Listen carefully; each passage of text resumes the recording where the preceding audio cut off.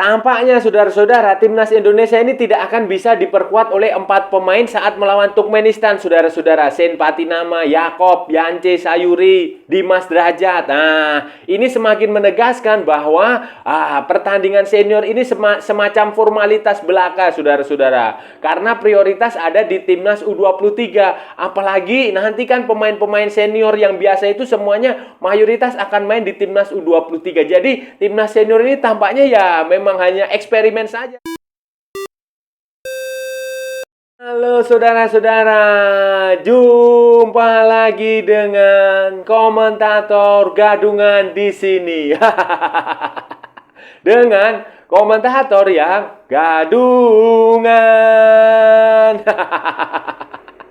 Seperti biasa saudara-saudara, kalau kita sudah bertemu, pasti akan ada yang kita bicarakan mengenai sepak bola di seputaran Asia Tenggara, di negara-negara tetangga, negara-negara jiran, negara-negara serumpun, Indonesia, Malaysia, Thailand, Vietnam, Kamboja, Laos, Myanmar, Singapura, Timor Leste, Filipina, Brunei Darussalam, dan mana lagi ya? Dan sekitarnya. Semua akan kita bahas, baik yang bermanfaat maupun yang tidak bermanfaat, baik yang menghibur maupun yang menyedihkan, baik yang menyenangkan maupun yang membosankan, baik yang menginspirasi maupun yang pokoknya semua saudara bebas, saudara-saudara bebas. Yang penting sopan. Dan hari ini saudara-saudara, hari ini kita akan membahas tentang tim nasional Indonesia senior yang akan berhadapan dengan Turkmenistan. Kita akan menjabarkan perkembangan terbaru dari timnas Indonesia, timnas Garuda, dan kita juga akan membahas tentang kekuatan Turkmenistan. Turkmenistan ini tim yang seperti apa saudara-saudara? Nah, itu akan kita bahas, akan kita ulas, akan kita perbincangkan di edisi kali ini saudara-saudara. Saudara-saudara, seperti yang sudah diketahui bersama oleh khalayak umum, oleh khalayak ramai, oleh orang-orang banyak, oleh supporter semua, bahwa pada FIFA Matchday edisi September 2023 ini, tim nasional Indonesia, pasukannya Sintayong hanya akan menjalani 1 pertandingan persahabatan dalam kalender FIFA. Pertandingan melawan Turkmenistan, tim nasional Turkmenistan akan diselenggarakan di Stadion Gelora Bung Tomo Surabaya tanggal 8 September 2023 jam 19.30 waktu Indonesia Barat. Ini pertandingan yang cukup menarik boleh, cukup unik boleh, cukup menantang boleh. Karena statistik head to head, rekor pertemuan Indonesia dengan Turkmenistan ini sedikit menguntungkan Indonesia saudara-saudara di level senior ya. Kita bicaranya di level senior, bukan di level yang lain. Dari 4 pertandingan terakhir, 4 pertandingan terkini sejak 2004. Pertemuan pertamanya itu Indonesia sejak 2004 sampai yang terakhir itu 2011. Dari 4 pertandingan itu Indonesia mampu menang 2 kali, kalah 1 kali, dan sekali imbang. Indonesia pernah pada pertandingan pertama sekali waktu Indonesia bertemu itu tahun 2004 itu tanggal 31 Maret itu Indonesia kalah 1-3. Kalah 1-3 saudara-saudara.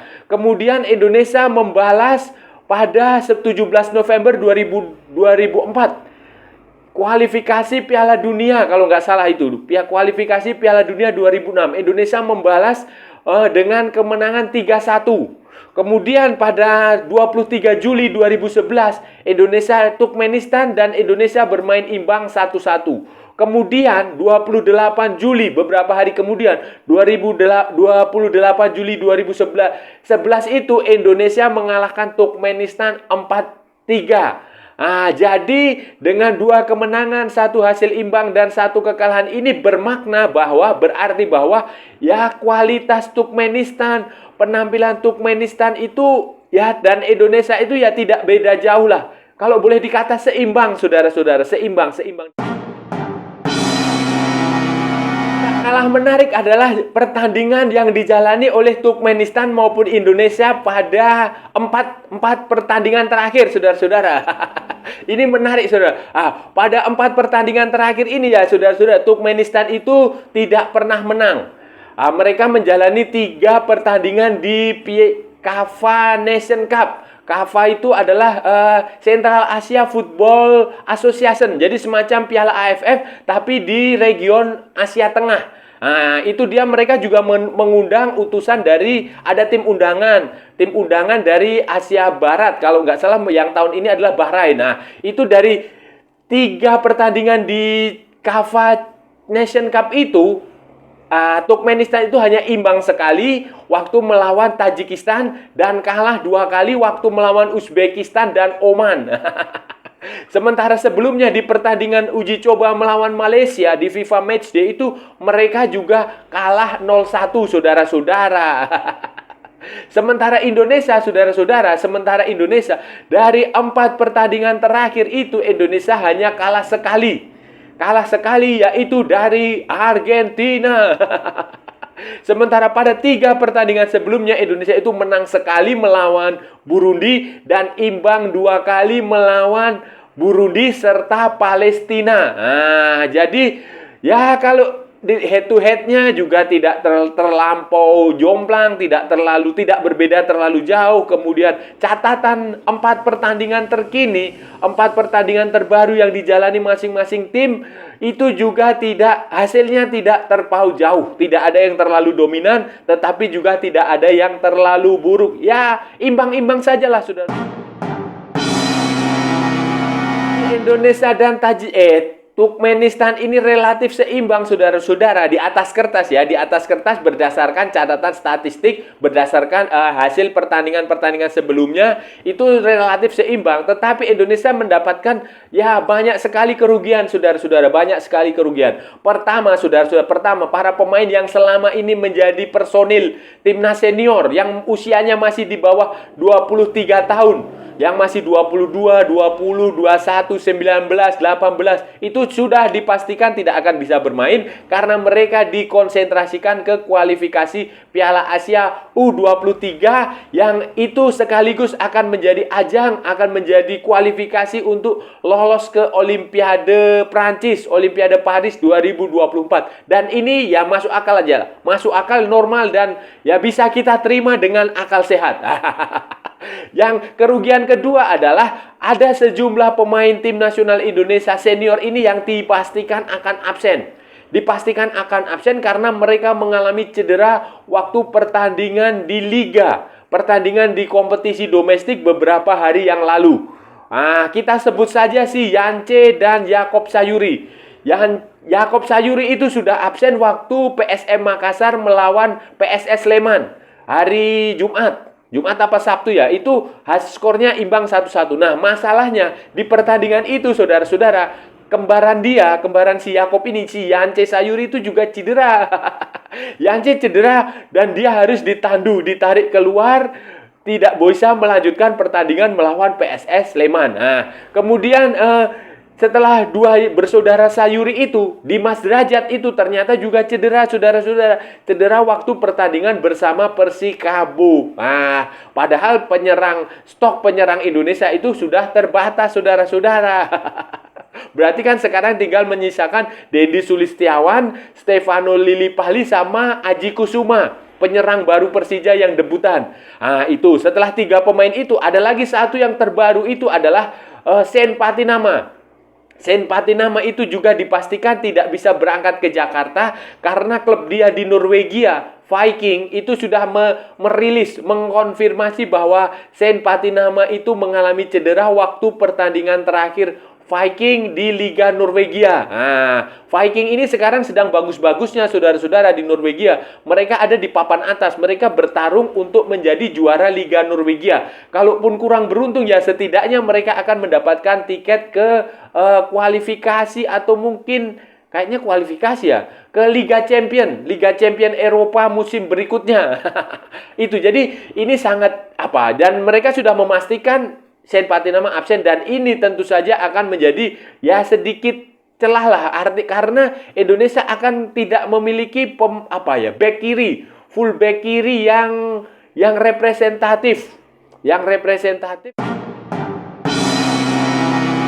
Hanya 4 pemain ini, saudara-saudara, kira-kira bagaimana Indonesia akan bermain, saudara-saudara? Starting line up-nya seperti apa? Formasinya seperti apa? Cara bermainnya seperti apa? Karena kalau saudara-saudara perhatikan, Sen Patinama, Yakob Sayuri, Yance Sayuri itu di sayap semua, saudara-saudara. Sayap kiri. Sayap kiri. Walaupun Yakob dan Yance juga bisa main di kanan, tetapi secara natural itu mereka kiri ya. Berarti ini seperti apa? Itu nanti akan tergantung dari formasi yang akan diterapkan oleh Sintayong. Apakah Sintayong akan menggunakan 4-4-2, 4-3-3 atau 3-5-2 atau 3-4-3. Nah, kemungkinan sih nanti menurut saya kiri itu akan ditempati oleh Edo Febriansah. Bisa jadi Edo Febriansah akan bermain di situ. Kemudian Sandy Walsh, Asnawi Mangkualam itu di kanan. Nah, mungkin saja Sandy Walsh akan dieksperimenkan ke kiri. Saya nggak tahu. Tapi sejauh ini kemungkinan terbesarnya ada pada Edo Febriansah. Sementara di lini depan dengan absennya Dimas Derajat, ini nanti akan tergantung formasinya tadi. Kalau akan menggunakan 2 striker, Lili Pali dan Deddy Sulistiawan bisa berduet di situ. Tapi saya rasa tidak akan mungkin susah menggunakan 2 striker. Bisa saja 1 striker dengan 2 penyerang sayap. Bisa 3-4-3 atau 4-3-3. Kalau itu pilihannya dengan 3 penyerang itu, berarti kan Deddy Sulistiawan akan menjadi penyerang. Kemudian Stefano Lili Pali akan di kiri atau di kanan. Kemudian bisa dimainkan Sadil Ramdhani atau Egy Maulana Fikri di sayap itu, sebagai penyerang sayap. Jadi itu kemungkinannya. Bisa juga Adam Ali, saudara-saudara. Bisa juga Adam Ali. Jadi itu sebenarnya, saudara-saudara, Asosiasi Sepak Bola Turkmenistan ini juga memiliki pemikiran yang kurang lebihnya sama dengan PSSI. Jadi mereka juga menjadikan pertandingan FIFA Matchday kali ini, saudara-saudara, itu bukan sebagai prioritas. Sama seperti Indonesia ini persis. Ya mungkin copy paste boleh dibilang seperti itu, atau dejavu juga bisa. Tapi faktanya seperti itu. Jadi Turkmenistan ini juga tidak memprioritaskan ke pertandingan persahabatan ini. Mereka hanya seperti halnya Indonesia, ya hanya formalitas sajalah. Hanya formalitas karena ada kalender FIFA dimanfaatkan untuk pertandingan uji coba, untuk mencoba pemain baru, untuk mengasah kemampuan pemain, untuk pokoknya mereka bukan prioritas lah. Mereka hanya istilahnya iseng-iseng berhadiah lah. Syukur-syukur bisa menang, kalau nggak menang juga nggak masalah. Kalau bisa bermain bagus ya alhamdulillah, kalau tidak ya biasa-biasa aja, tidak terlalu diberikan beban target. Mereka juga tidak ambisius memanggil pemain-pemain terbaik, memanggil pemain-pemain yang punya, ya pokoknya intinya sama seperti itu. Kenapa mereka melakukan itu, saudara-saudara? Karena Turkmenistan itu juga lebih fokus ke tim nasional U23. Beberapa pemain yang sudah punya caps di senior yang masih muda itu juga dipanggil ke tim nasional U23. Bahkan Turkmenistan itu juga sudah mempersiapkan jauh-jauh hari sebelumnya dengan menggelar pemusatan latihan di Cina. Mereka menggelar sejumlah pertandingan uji coba di Cina, menggelar pemusatan latihan di Cina, mereka udah mengumpulkan tim sudah cukup lama. Beda dengan Indonesia, timnas U23 yang kemarin ikut Piala AFF dengan skuad yang tidak lengkap, sekarang dipanggil lagi dalam waktu beberapa hari. Itu sama seperti, jadi prioritas mereka sama. Karena Turkmenistan ini juga sadar bahwa mereka ingin sekali tampil di Piala Asia U23, mereka ingin sekali tampil di Olimpiade, dan mereka merasa tampil di level U23 ini peluangnya jauh lebih besar daripada mereka berjuang di level senior, saudara-saudara, di level senior. Apalagi kan sekarang nanti level senior ini kan masih agenda yang pentingnya kan masih lama, masih bulan depan kalau nggak salah di kualifikasi Piala Dunia 2026. Itu, saudara-saudara. Jadi, dan Turkmenistan ini kan nggak ikut Piala Asia. Ingin tampil di Olimpiade Paris 2024, saudara-saudara. Prioritas Turkmenistan di timnas U23 ini karena pada edisi sebelumnya, pada Piala Asia U23 itu, Turkmenistan itu tampil cukup lumayan lah. Ya kalau tidak mau dibilang bagus ya lumayan. Kenapa saya bilang lumayan, saudara-saudara? Karena mereka waktu itu ada di grup A bersama tuan rumah Uzbekistan. Dan hasilnya, saudara-saudara, mereka mampu mengalahkan Iran dan bermain imbang dengan Qatar, walaupun dikalahkan Uzbekistan. Mengalahkan Iran dan hanya mampu bermain imbang dengan Qatar ini kan catatan yang keren, saudara-saudara. Kita tahu Iran itu kan tim besar di Asia, level senior, junior besar. Qatar juga sama saja, tim senior, tim juniornya pemainnya bagus. Level dunia lah, level Asia papan atas. Itu membuat mereka menjadi runner up di grup A dan lolos ke perempat final. Sebenarnya mereka itu kalau beruntung, saudara, mereka bisa tampil, bisa mencapai semifinal dan lolos ke bahkan sampai ke final. Sayangnya mereka tidak mampu lolos ke semifinal dan final setelah dikalahkan Australia di perempat final. Kalau nggak, bahkan kalahnya itu juga tipis, saudara-saudara, hanya 1-0. Kalah dari Australia 1-0 dan itu pun melalui bunuh diri pemain Turkmenistan, si Oragov. Bunuh diri di menit ke-74. Jadi 16 menit sebelum pertandingan berakhir itu tercipta bunuh. Jadi mereka sial sekali. Karena itu, saudara-saudara, mereka sekarang ini ingin kembali tampil di Piala Asia U23 dan mereka tampak sangat serius di level U23. Sama seperti halnya Indonesia, sudah. Saya rasa, saudara-saudara, untuk FIFA Matchday kali ini, saudara-saudara, semua perhatian ini pasti akan tertuju ke tim nasional U23. Supporter itu sepertinya tidak akan terlalu peduli dengan hasil timnas senior, saudara, karena mereka bisa paham ya. Timnas senior itu sebenarnya awalnya rumornya itu sempat dikatakan bahwa nanti akan yang memimpin adalah asisten pelatih, asistennya Sintayong. Asistennya Sintayong yang akan memimpin pertandingan melawan Turkmenistan. Siapa itu? Choi In Jeol. Itu. Tetapi kan sebenarnya tidak, saudara-saudara. Sebenarnya Sintayong sendirilah yang akan memimpin pertandingan itu. Sintayong lah. Jadi Sintayong itu memimpin 2 pertandingan. Memimpin latihan 2 tim nasional di 2 kota berbeda. Tim nasional senior itu latihannya dan pertandingannya di Surabaya, sementara timnas U23 itu latihannya dan pertandingannya di Solo. Ya, walaupun Solo dan Surabaya itu kalau naik kendaraan itu cuma sekitar 5 jam. 4 jam lah, 4 jam 5 jam ya, tetap aja jaraknya lumayan, saudara-saudara. Tetapi ya itu memang harus diambil karena jadwalnya tidak strategis, kemudian prioritasnya harus diutamakan yang mana. Jadi memang itu resikonya. Dan pada saat latihan tim nasional U23 itu sudah dimulai, dan kemarin itu di hari pertama latihan itu hanya ada 20 pemain yang datang, saudara-saudara. 7 pemain itu belum datang karena masih OTW. On the way, masih dalam perjalanan. Yaitu pemain-pemain seperti Marcelino, Elkan Bagot, Ivar Jenner, Rafael Struijk. Kayak begitulah pemain-pemain yang berbasis di Eropa yang belum bisa merapat karena perjalanan jauh. Juga ada beberapa pemain seperti Zaki Afsraf, kemudian Dewangga kalau nggak salah ya. Itu pokoknya ada beberapa pemain lokal yang mereka juga sedang dalam perjalanan. Jadi itu bukan sesuatu masalah yang besar, karena ya kita harus paham lah, kan luas wilayah Indonesia ini sangat luas. Jadi ya mungkin saja mereka terlambat. Jadi nanti hari kedua itu saya yakin semuanya sudah bisa berada di latihan. Hari kedua pemain itu sudah lengkap dan Sintayong akan memulai program latihan itu dengan sangat bagus, sangat cepat untuk menyiapkan strategi menghadapi Turkmenistan U23, saudara-saudara. Saya juga mau berpesan lah, punya masukan sedikit saran. Ya banyak saran lah.